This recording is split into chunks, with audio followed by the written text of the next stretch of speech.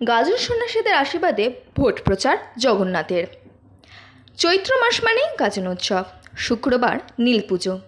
সারা রাজ্যের পাশাপাশি নদিয়া জেলার বিভিন্ন প্রান্তেও ধুমধাম করে চলবে পুজো। সামনে কড়া নাড়ছে লোকসভা ভোট।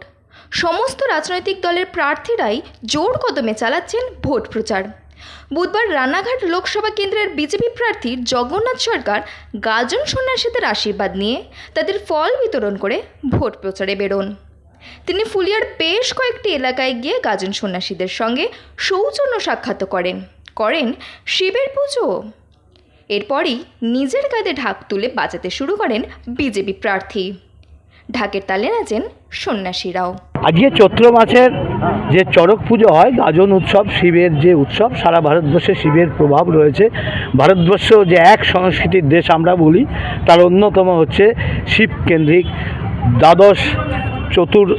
চতুর্দশ শিবলিঙ্গ, যেটা সারা ভারতবর্ষে ছড়িয়ে রয়েছে। তাই সেই শিবের সাধনা সারা ভারতবর্ষ ব্যাপী হয়।